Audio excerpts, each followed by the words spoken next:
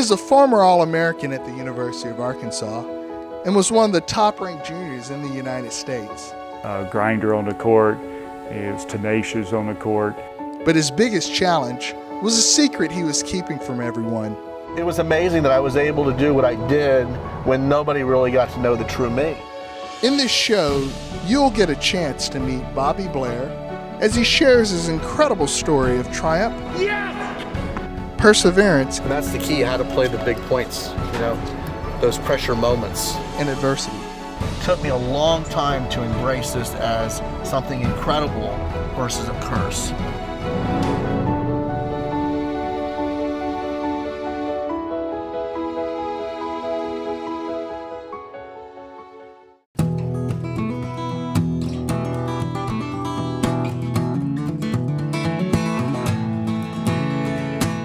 The year was 1982, and Bobby Blair was a hot commodity, considered the top recruit in the nation. First time I pulled in here, Coach Pucci said, "This is the beginning of the rest of your life." And it certainly was.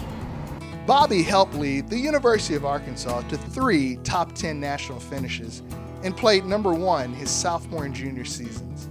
I look at that court and it's like unbelievable memories. And it looks like, this could have been 1986 right here.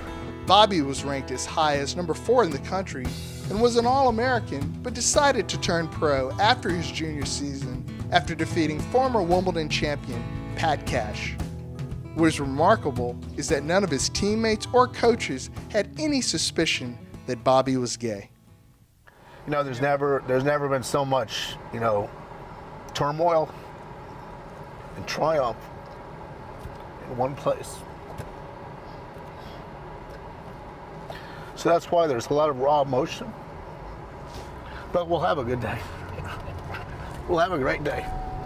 Want to go on inside? Yeah, I can't wait. Walk It's down awesome. Time memory lane here, huh? Right. What's up, Robert? Blair.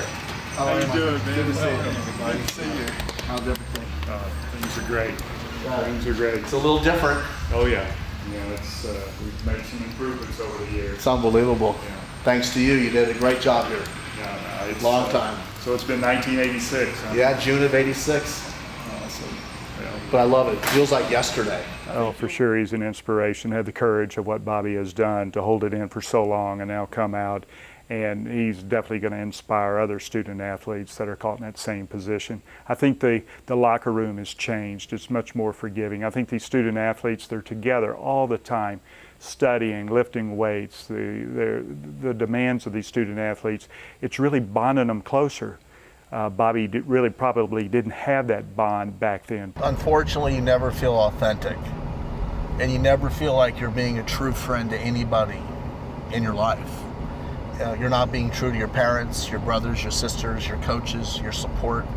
You don't feel authentic. So you never feel like that you've been able to give anybody 100% yourself. You think about all the great matches and the great friends, but I can remember in each of those situations that being gay was always the hardest thing. Very tough. The emotional toll started to have a major effect on Bobby and became extremely overwhelming after years of hiding the fact that he was gay. It was now time to deal with the truth. It's scary. You're just not sure who's going to support you. But like Nick Bollettieri says, you're not going to win them all. You're not going to win them all. Find that circle of influence. Surround yourselves around people that support and love you. Build that, influence around you, and your dreams will come true, I promise you. In the last 2 years, what we've accomplished in the LGBT market, because of me just being myself, has been extraordinary. His story, the people that are going to read his book and see this documentary, you can't not but walk away with utmost respect and be inspired. And hopefully if it helps future student athletes to come out, that's what it's all about. A big part of what we're trying to do is, just encourage people to live their truth, and see it as a blessing and not a curse. I spent too long with it as a curse. And we're just trying to hope that the next generation of players like this and the next kids all around the world just have a better acceptance of who God made them to be, embrace it, make the most of it, and amazing things can happen. It had been nearly 30 years since Bobby had seen his former roommate and teammate Simon Robinson. So when they had a chance to work out at their old home, the emotions were apparent. No, I saw you in Dallas. It's been 30 years, man. Huh? Good to see you, man. Of all the boys that come God, on, I I'll knew tell you would. what. It is so good to see you, Bob. Look at you, man. You look good. Hey? You look It's good. so good to see you. You too. Huh? Look It's at so you. long. This guy's amazing, you know that? He's got Making the me most cry. infectious laugh I've ever heard, man. So good to see you. I love you so much. You were You always know so that? good. I have memories.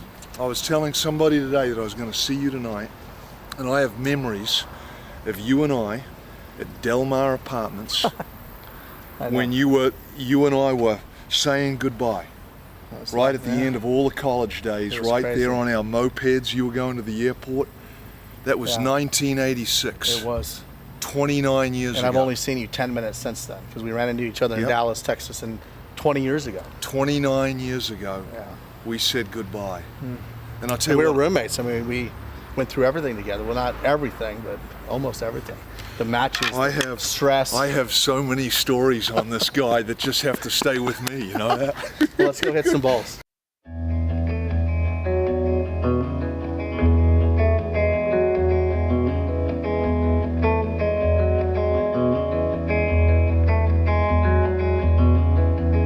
I went and stayed at your house for a month for Christmas. His mom and dad took incredible care of me. It was the first time I had been in a family environment since I was like 13. So I left home to go to Bollettieri's at 14, and my mom died, and so it was the first time I saw how a real family loved each other, and so I'm always thankful for that.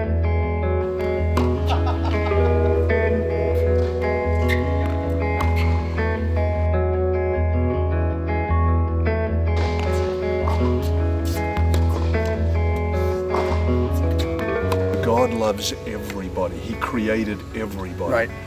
And See, what I'm hoping, Simon, is that there's a kid out there watching this right now who will take the risk because he had a college roommate who will say what you just said. And my hope and prayer is that he will. Yeah. Because now that kid can go Yeah. and have a great life and not wait till 48. Like I waited Yeah. till 48. So how nice would it be for someone to have you as a college roommate that he could go talk to and you could say the words you just said. You would change his life. You would change it forever. The University of Arkansas has shown its commitment to help student athletes in dealing with personal matters by building a brand new $10.6 million Student for Success building designed to allow student athletes to confide in and seek help with any matters deemed necessary. This is just not also about LGBT, it's about student athletes, young people having all different types of challenges. Right. And that challenges can be learning disabilities, overbearing parents, early drug addiction, alcohol abuse, all different types of things. I think what we want to do on a college campus is be receptive to what each individual student athlete needs, whether that's lack of confidence in coming to an environment that's extremely competitive, or whether they're dealing with an issue in their own lives that maybe they need some help with or need some assistance with. We have the resources here to help them with that. It's encouraging to me to see the growth that happens in people when they take that leap. And it's a scary leap, and it wasn't an easy leap. We've talked about this. It's not like flipping a switch where all of a sudden all your anxieties about who you are and your being accepted in society go away. It's an amazing process. It's about finding that circle of influence that's supportive, healthy environment, people that love you, people that you respect and love back. And it's amazing when you create that little cocoon in your life, how it can begin to grow. Right. And then before you know it, it's just part of your life.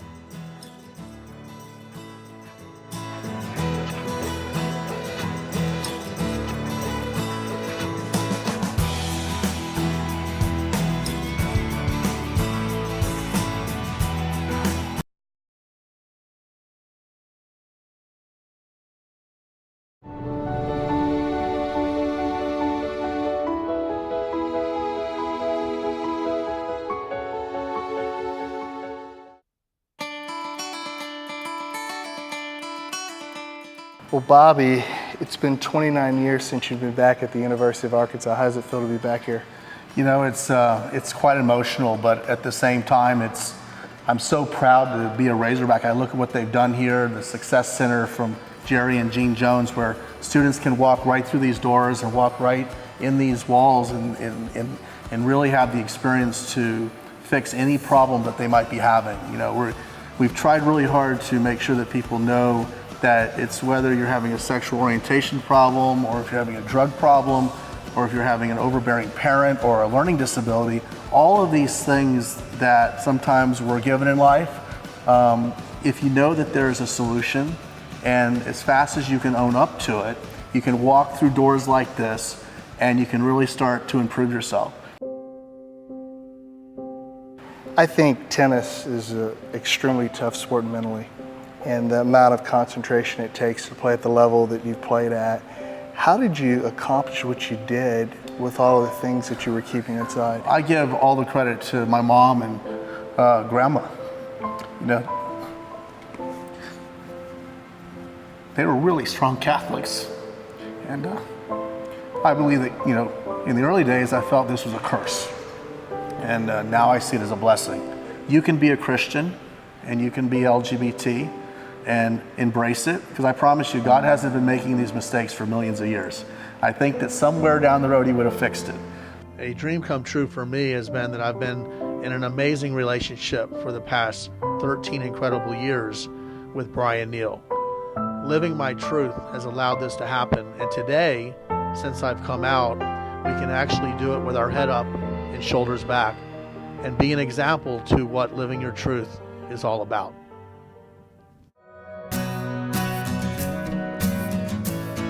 Writing his book, Inside the Baseline, really rejuvenated Bobby and gives readers a true and accurate account of what he endured throughout most of his life, and should serve as a comfort to others in his position. Billie Jean says it best. The minute we stop talking about this stuff, we've arrived. Hiding inside the baseline. I mean, I knew Bobby. He was a coach in World Team Tennis and everything, and he knew I was gay, and he couldn't talk to me, and it's really difficult, you know, and until you're ready, you're not ready. But I think if you read this book, Hiding Inside the Baseline, may really, really help you. It's an amazing book. It's really Bobby's story and how he was able to come out and how much advocacy he's doing now to help all of us in the LGBT community. I can't believe how much you're going to make up for all those lost years the rate you're going, baby. That's what I'm trying to do. Anyway, he's a dear friend of mine. I am so happy to see him today here at the U.S. Open, and good luck to you, and good luck to everybody out there that's watching this video. That hang in there, be true to yourself, and go for it. We've got to get to the point where a player just shows up at the NCAAs, he wins the tournament, we all know he's out, he's happy to be there, goes on the tour, gets a Nike contract, pulls off an Andy Roddick, wins the US Open, top 10 in the world, plays US Davis Cup, and we don't care. No Sports Illustrated covers, no no big interviews. This is just a professional athlete living his dream. It's normal. And unfortunately, we did not have images in our community of people that were playing. And I think the thing that I have tried to dedicate my life to is encouraging everyone in our community to feel like they belong in the most fair and equitable environment possible. For me, I would do everything in my power to encourage them to believe that they belong out on the Little League field, on a tennis court. And the difference now is we have the opportunity to, even if it's only one or two strong kids, because I've told myself and many people over the years, we have to be better. We have to be better to break through those stereotypes and show constant, strong images of the best parts of us. Bobby spent 3 years living at the Nick Bollettieri Tennis Academy during his junior career, and Nick has expressed his unconditional support for Bobby as a member of his tennis family. We're all equal in life. It doesn't make any difference what color, what religion, is being part of the same family. So that's why I'm happy to be part of your family. Thank you so much, Nick. Wow. Billie Jean King, Martina Navratilova, they inspired me. Dave Kopay, I would not be able to do what I do if it weren't for the giants before me leading the way. So each one teach one, and what does the great Harvey Milk say? You got to give them hope. You're giving a lot of people hope. This generation, thanks to you, Billie Jean King, all these great people, you know, in today's generation of, you know, Jason Collins and the LZ Grandersons of the world who are doing incredible things in the mainstream, Right. whether it be sports or media, doctors, lawyers, or just people wanting to be just good, everyday, average people. They can do it now with their head up and shoulders back. Right. So you've really led the way, and now it's our job with our platform still work to do, for share sure. it.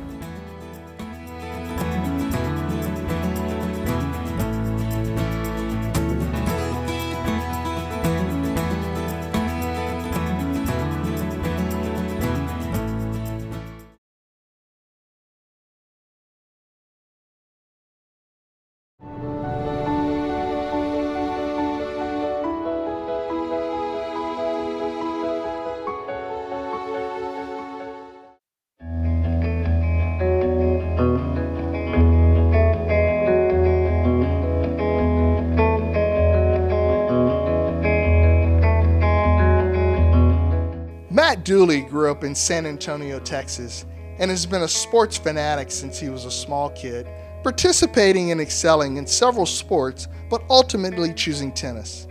Matt was one of the top juniors in Texas and received a tennis scholarship to his dream school, Notre Dame. I would say it's one of the things I'm most proud of in my life. But it's also, you know, there's a lot of pressure that comes with it. And, you know, I think that's kind of what makes it special. I mean, if you can handle that pressure and kind of excel in this environment, it makes it that much more sweet. Hey! Hey, Bobby, how you doing? Goodness gracious. How you doing, man? Good to see you. He had gotten better every year. As a freshman, he played very little, and he, I think, knew coming in here it was going to be an uphill battle for him, but he never laid down. He kept working hard. We never had any team issues with him. He was on time, always gave a best effort. Midway through Matt's sophomore year, he started to experience very severe depression. The emotional toll of the secret he was keeping was starting to take a toll on him. The secret he was keeping that he shared with no one else was that he was gay. To have made it, you know, that far in life, you know, I know I've come much farther than I was even then, but to make it that far in life, you have to be pretty adept at handling stress and issues and that sort of thing, and moving forward. And even with that preparation, even with what I had demonstrated myself able to do, you know, I failed, and I wasn't able to comprehend life moving forward through this turmoil. And, you know, I was depressed, and so you don't see clearly, and you can't make the right decisions.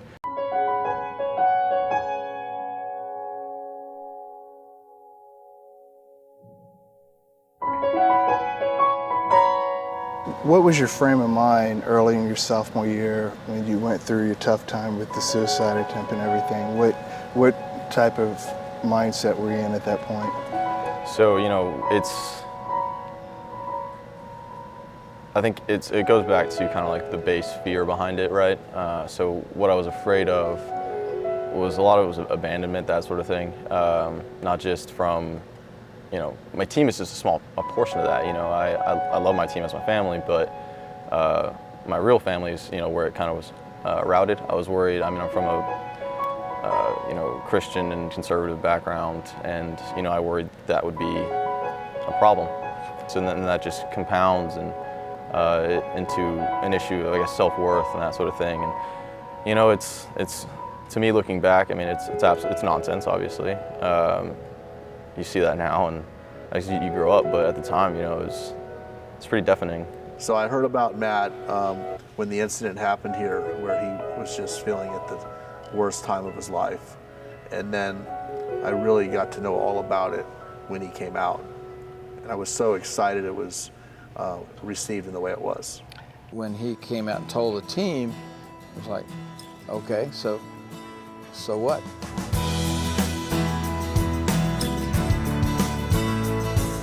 As far as my team, I kept it completely separate till junior year, and that's when I told, you know, one of my best friends on the team, Greg, and things, you know, and he was amazing, and that's why he's still one of my best friends today. And you know, with him, we worked for about a year on kind of He's checking up on me and making sure I was okay. And as I got better and grew up, I worked with him too on telling the rest of the team and doing something to help Notre Dame. I think people accept you for who you are, and that certainly was the case here.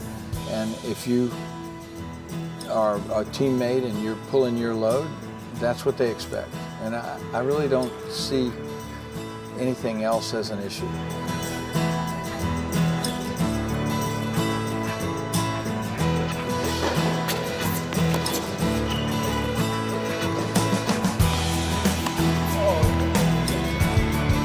I heard Matt say I had to kind of earn the right to be gay. That he felt like after he showed the team after 2 years that they'll accept me because they know what kind of person I am. I think that's the pressure and the stress that young people go through.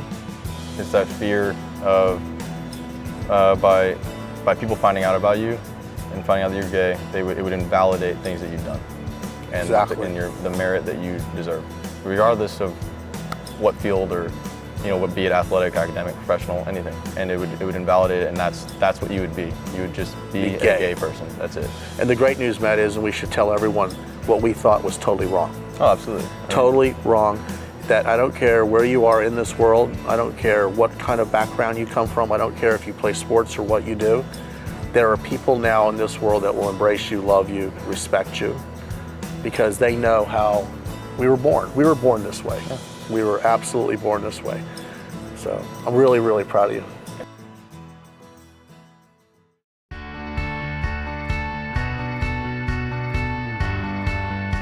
Bobby, you've come a long ways. How does it feel to be here at Notre Dame and having an influence on Matt Dooley? Well, it's amazing because as a kid, we would watch Notre Dame football. Mom, grandma, and my uncle was athletic director here in the 80s, Dick Rosenthal, and so it's really a dream come true because I never thought I could come to this campus as Bobby Blair, the gay athlete. I thought I was going to have to be here as Bobby Blair that everyone thought they knew. So it's really a life-changing moment for me, no different than when Nick Bollettieri embraced me or when Billie Jean King said, heck yeah, let's go do this book and I'll support your book. It's these monumental steps that the people, places, and things on this planet are coming forward and showing amazing support. I think people realize that God made us who we are. And at the end of the day, people accept that and they want us to have all of the equal opportunities that are available to everyone else. If there's any lesson to living your truth, you won't believe the doors that will open for you. For all you young people out there, the doors will just open wide open. People want to embrace you. They want to love you. They want to support you. They want to. Just believe it. Take the little bit of risk that I did and just go for it. And you will be shocked at how great it will turn out. I promise you, just go do it. Make it happen.